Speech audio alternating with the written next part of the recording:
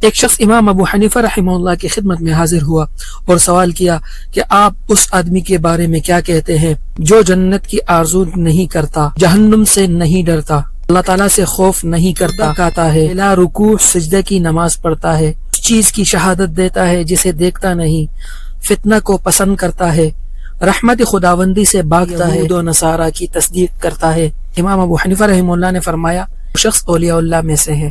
امام ابو حنیفہ رحمہ اللہ جانتے تھے کہ جس نے اس سے سوال کیا ہے وہ ان سے بغض رکھتا ہے، فرمانے لگے جو تم نے سوال کیا ہے اس کو تم خود جانتے ہو۔ اس نے جواب دیا نہیں، لیکن یہ باتیں بہت بری ہے اس لیے آپ سے سوال کیا۔ امام صاحب مسکرائے اور فرمایا اگر میں ثابت کر دوں کہ وہ آدمی اولیاء اللہ میں سے ہے تو تم مجھ کو برا کہنا بند کر دو گے اور کرامن کاتبین کا وہ چیز لکھنے پر مجبور نہیں کرو گے جو تمہیں نقصان دے۔ اس آدمی نے کہا جی ہاں۔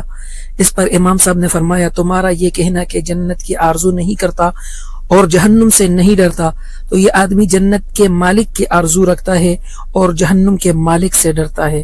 تمہارا یہ کہنا کہ وہ شخص اللہ سے نہیں ڈرتا، اس کا مطلب یہ ہے کہ اللہ سے اس بات میں نہیں ڈرتا کہ اللہ اپنے عدل اور فیصلے میں کسی پر ذرا بھی ظلم نہیں کریں گے۔ خود اللہ تعالیٰ فرماتے ہیں وَمَا رَبُّكَ بِظَلَّامٍ لِّلْعَبِيدِ۔ تمہارا یہ کہنا کہ وہ مردار کہتا ہے تو اس کا مطلب یہ ہے کہ وہ آدمی مچھلی کہتا ہے۔ تمہارا یہ کہنا کہ بلا رکوع اور سجدے کی نماز پڑھتا ہے، مطلب یہ ہے کہ نماز جنازہ پڑھتا ہے۔ تمہارا یہ کہنا کہ بے دیکھی چیز کی شہادت دیتا ہے، مطلب یہ ہے کہ لا الہ الا اللہ محمد رسول اللہ کی گواہی دیتا ہے۔ تمہارا کہنا کہ فتنہ کو پسند کرتا ہے، مطلب یہ ہے کہ مال و اولاد کو پسند کرتا ہے۔ اللہ تعالیٰ نے مال و اولاد کو فتنہ کہا ہے، انما اموالکم و اولادکم فتنہ۔